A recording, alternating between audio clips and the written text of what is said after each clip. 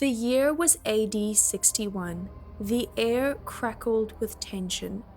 Boudica stood tall in her chariot, her flame-colored hair whipping in the wind, her daughters by her side. Her army stretched across the field behind her. Before her, the disciplined ranks of Roman legionaries stood silent and still, 10,000 strong, in perfect formation. She had brought more than 20 times their number, warriors from every corner of eastern Britannia. They filled the horizon like a living sea. Behind them, families and wagons had come to witness Rome's defeat, but the earth would soon drink blood. As Boudica raised her spear and called on her people to fight for freedom, victory seemed inevitable, almost divine. Yet the truth was grimmer. The place was poorly chosen. The Romans were ready, and though no one on the field yet knew it, this would be Boudica's last stand and Britain's last grasp of freedom for centuries. But before Boudica met her tragic and mysterious end, this barbarian warrior queen would strike fear in the hearts of the mighty Roman Empire. Her campaign was brief, but shockingly bloody. Before it was over, the name of Boudica would echo through the ages. Welcome to history, Snob. In the rolling green heart of eastern Britannia, where the forests murmured old songs and the sky often wept into fields of wild grass, a girl was born into nobility. It was around AD 25. Her parents named her Boudica, which was derived from the Celtic word for victory.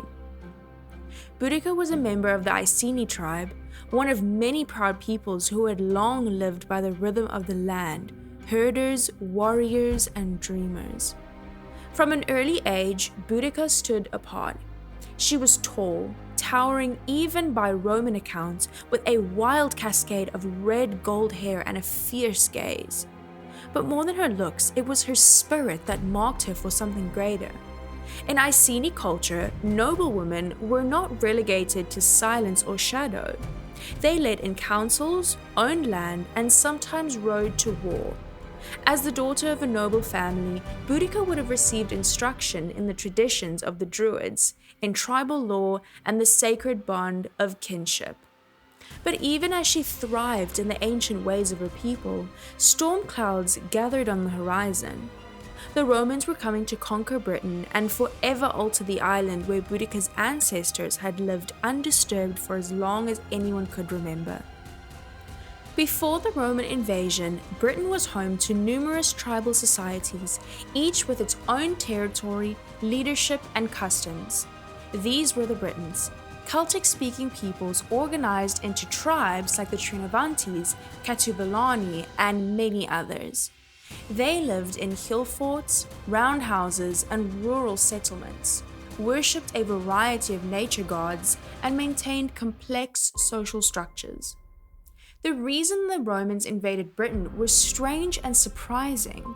There were the usual reasons, of course, to exploit the island's resources, including minerals, slaves, and land. But in the Roman imagination, Britain had always been an island of horrors.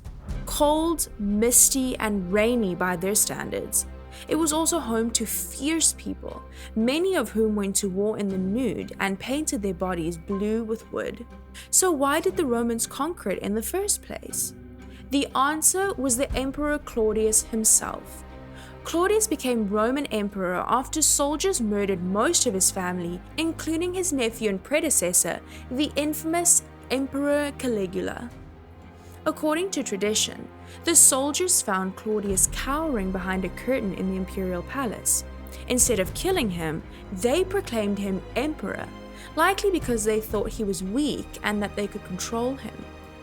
Claudius was constantly underestimated because of his physical disabilities. He walked with a limp and had a speech impediment. Most ancient societies viewed physical disability as a sign from the gods that a person was unfit. Until he became emperor, Claudius was largely hidden from public view by his family. They saw him as an embarrassment and a joke. When he took power in AD 41, he had to prove he was serious if he wanted to survive. The best way for an emperor to do this was to conquer something, and Claudius set his sights on Britain. Julius Caesar had landed there a century earlier, but these were fishing expeditions. The mighty Claudius would finish what Caesar had begun. Claudius's invasion force landed in Britain in AD 43. His legions marched through the forests and over the hills, building roads and fortresses, defeating tribe after tribe. Many Britons resisted, only to be crushed.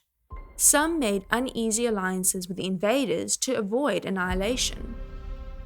When all this happened, Boudica would have been around the age of 18. No doubt what she saw had a profound influence on her and shaped the bloody events of her later life. Some of the British tribes quickly abandoned their old ways, adopting Roman dress, coinage, and even learned to speak Latin.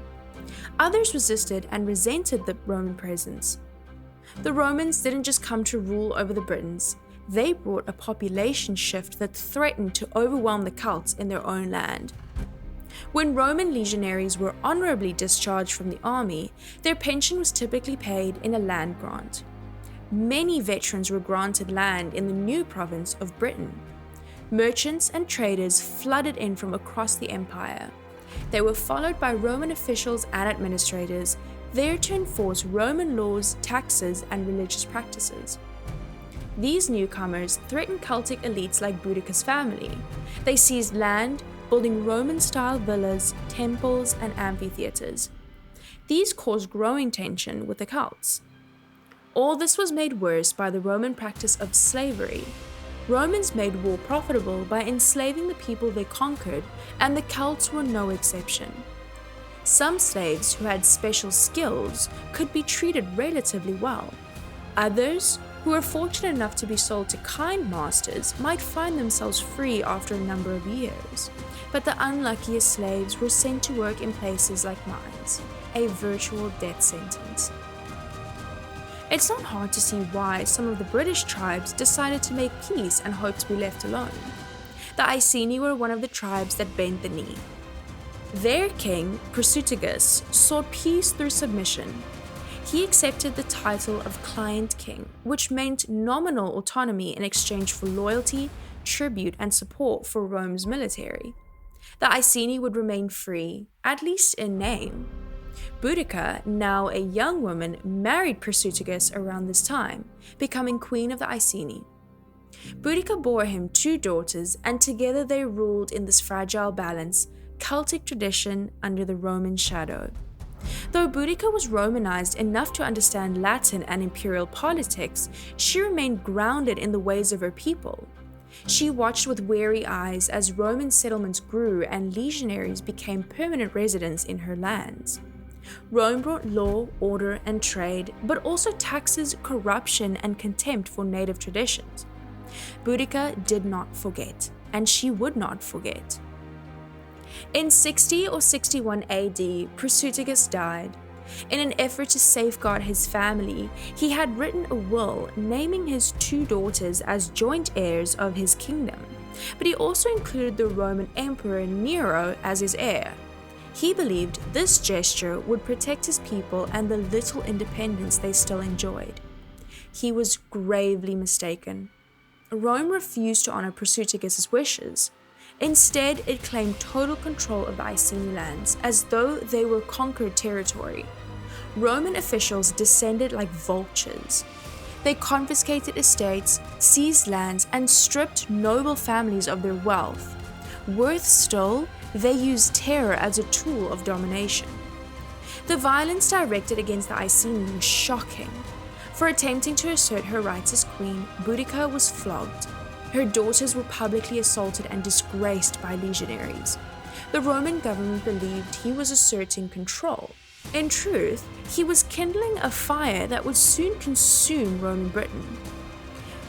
Boudica did not retreat into mourning. She did not beg for mercy. She rose, bruised but unbroken. She called upon the Iceni, upon the neighboring Trinovantes, and upon all scattered tribes of eastern Britain who had suffered under Rome's yoke. The queen became a general. The mother became a war leader. The rebellion had begun. Across the misty lands of Britannia, word spread. Boudica rides to war.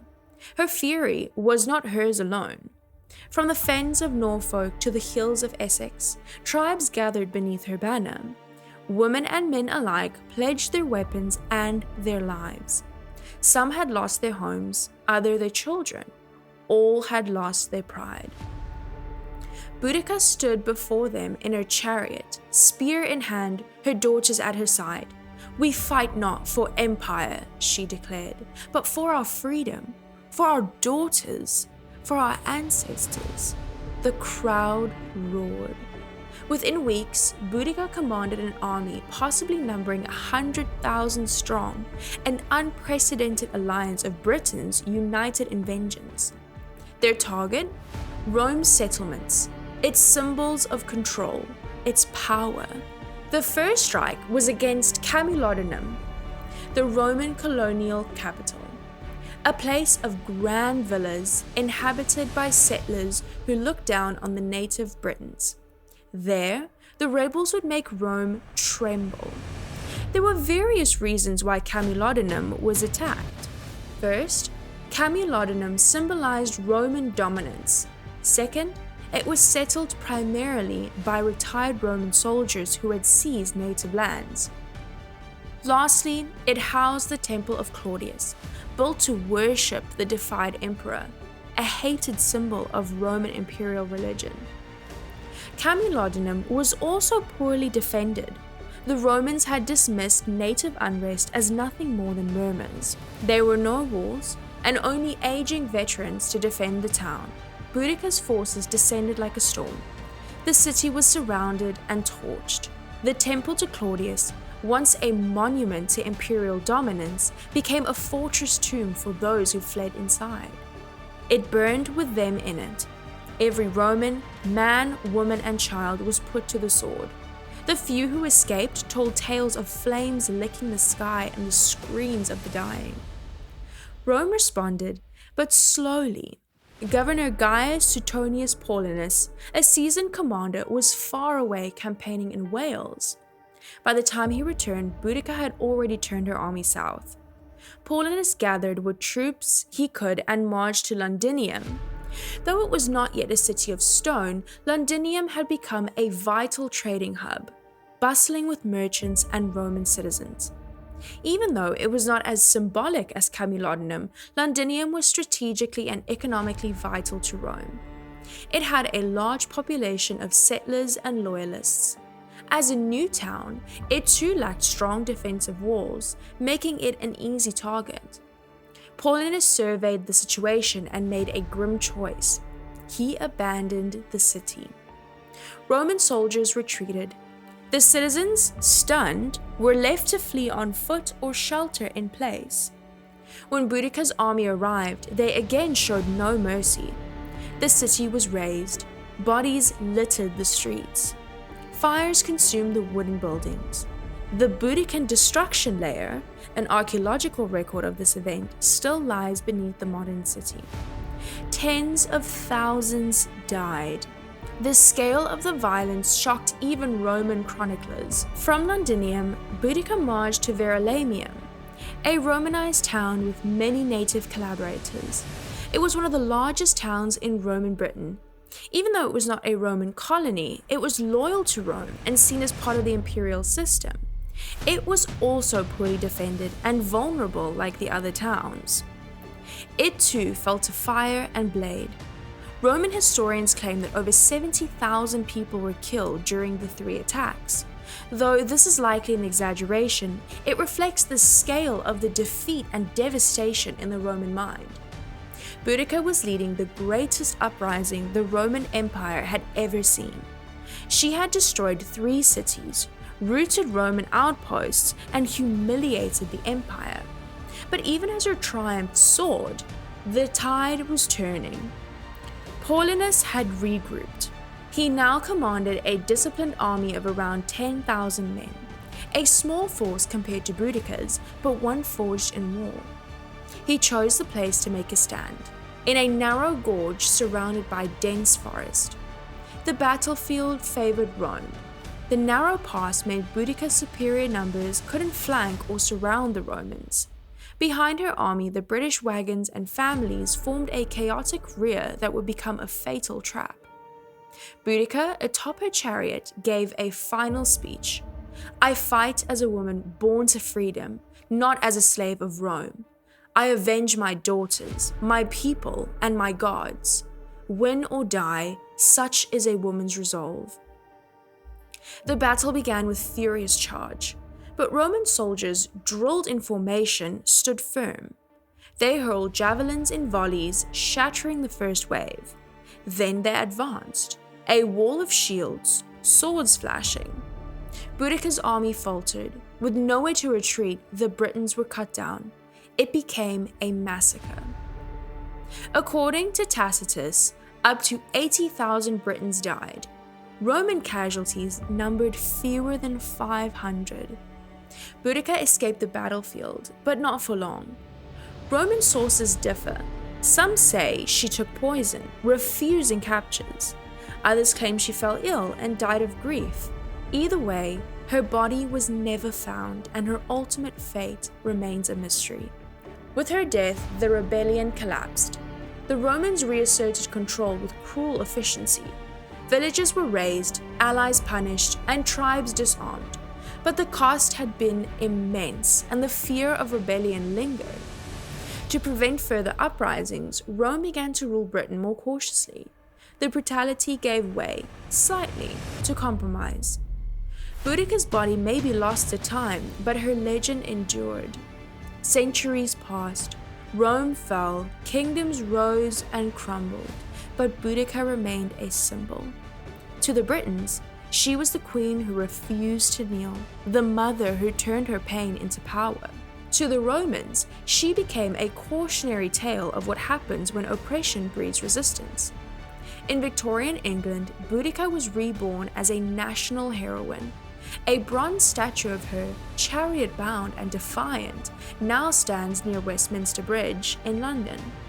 It is somewhat ironic that she is now memorialized in the city she once burnt down, but also fitting. History often forgets those who resist, but Boudica, she became more than a memory. She became a myth. She became Britain's first true queen of war. That's all for this video. What do you think of Boudica? Was her fury justified? Let us know in the comments below, and don't forget to like and subscribe to History Snob for more cool historical content. Thanks for watching.